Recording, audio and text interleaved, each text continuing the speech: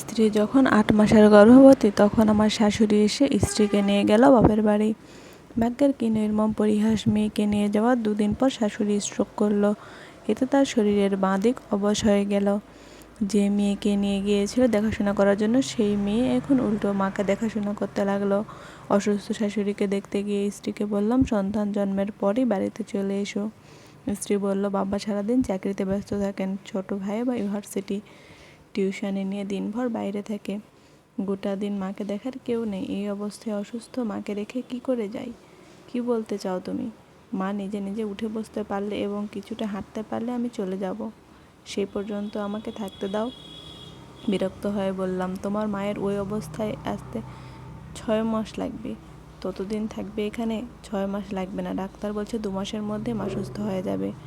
অসন্তুষ্ট হয়ে শ্বশুরবাড়ি থেকে চলে এলাম। যথাসময়ে আমার একটা ছেলে সন্তান হলো। স্ত্রী ওই সদ্যোজাত ছেলেকে নিয়ে মায়ের সেবা করে যেতে লাগলো। এই সময় আমার মা অসুস্থ হয়ে পড়ল। এবার তো স্ত্রীকে আনতেই হবে। স্ত্রীকে যেদিন আনতে গেলাম সেদিন অসুস্থ শাশুড়ি বাচ্চাদের মতো কাঁদতে লাগলো। শাশুড়ি মেয়ের হাত ধরে বারবার বলছিল, তুই চলে গেলে আমি মরে যাব, একদম মরে যাব। উত্তরে মেয়ে বলল, মাগো, মেয়েদের জীবন এত কঠিন কেন? নিজের অসুস্থ মাকে ফেলে কেন চলে যেতে হয়?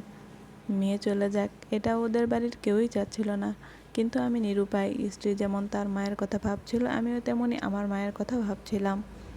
স্ত্রীকে নিয়ে আসার পর শাশুড়ির শরীরের অবস্থার অবনতি হলো।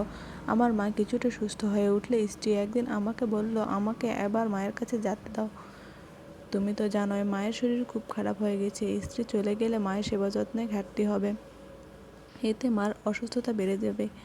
তাই ভাবলাম, অবশ্যই না, আমি পুরোপুরি আমার মা সুস্থ না হওয়া পর্যন্ত তুমি যেতে পারবে না। সে স্তব্ধ হয়ে আমার দিকে চেয়ে রইল। এর কিছুদিন পর আমার শাশুড়ি মারা গেল। সেদিন আমার স্ত্রী আমার দিকে এমনভাবে তাকালো, যার অর্থ হলো, তোমার জন্য আমার মা মারা গেল। জানি মায়ের মৃত্যুর জন্য সে আজীবন আমাকে দায়ী করবে, কিন্তু সে কখনোই আমার অবস্থার কথা ভাববে না। তবে 27 বছর পর এমন একটা পরিস্থিতির সৃষ্টি হলো যখন আমি প্রমাণ করতে পারলাম শাশুড়ির মৃত্যুর জন্য আমি দায়ী নয়। ঘটনা কি হয়েছিল বলি। আমার স্ত্রী তখন অসুস্থ, ছেলের বউ তার সেবা করছিল। এই সময় আচমকা ছেলের শাশুড়ি অসুস্থ হয়ে পড়ল, তাকে দেখাশোনা করার কেউ নেই। ছেলের বউ তখন বাপের বাড়ি যেতে চাইলে ছেলে ঠিক আমার কথাটাই বলল, অবশ্যই না, আমার মা পুরোপুরি সুস্থ না হওয়া পর্যন্ত তুমি যেতে পারবে না। ছেলের বউ স্তব্ধ হয়ে মেয়ের স্বামীর দিকে তাকালো, ঠিক যেভাবে আমার স্ত্রী একদিন আমার দিকে তাকিয়েছিল। আমি সেদিন আমার স্ত্রীকে বললাম, তোমার মায়ের মৃত্যুর জন্য তুমি আমাকে দায়ী ভাবো, কিন্তু এখন নিজের ছেলেকে দেখে বুঝলে তো আমি পরিস্থিতির শিকার ছিলাম। আমার মা যদি সে সময় অসুস্থ না থাকতো তাহলে তোমাকে যেতে দিতাম, আমার কিছু করার ছিল না। স্ত্রী শোয়া অবস্থায় বলে, কিছু করার ছিল না? আমি বললাম, না। সে তখন ছেলেকে আর ছেলের বউকে ডাকলো। ওরা এলে প্রথমে ছেলেকে বলল, তুই নিজের মায়ের কথা ভাবছিস, এটা মা হিসেবে আমার জন্য আনন্দের, কিন্তু এটা ভুলে গেলে চলবে না, তোর শাশুড়ি হলো তোর স্ত্রীর মা। তোর যেমন মন কাঁদছে মায়ের জন্য, তোর বউয়েরও তেমন মন কাঁদছে তার মায়ের জন্য। ছেলে তখন বলল, কিন্তু আমি কি করতে পারি? তোমাকে এই অবস্থায় রেখে বউকে তো আর বাপের বাড়িতে পাঠাতে পারি না। আমার স্ত্রী তখন যে কথা বলল তার জন্য আমরা কেউ প্রস্তুত ছিলাম না। সে বলল, তোর শাশুড়িকে আমাদের বাড়িতে নিয়ে আয়, নতুবা আমাকে নিয়ে চল তোর শ্বশুর বাড়িতে।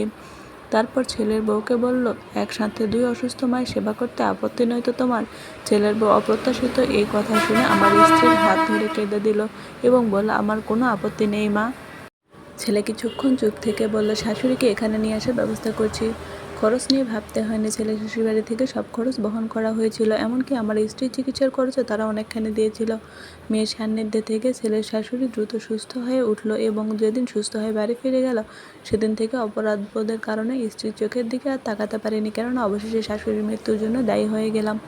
আমার স্ত্রী ছেলের শাশুড়িকে যেমনভাবে সমাধান দিয়েছিল সেটা আমার শাশুড়ির ক্ষেত্রেও করতে পারতাম, কিন্তু করতে পারিনি, কারণ শুধু শুধু আমার মায়ের কথা ভেবেছিলাম, স্ত্রীর মায়ের কথা নয়।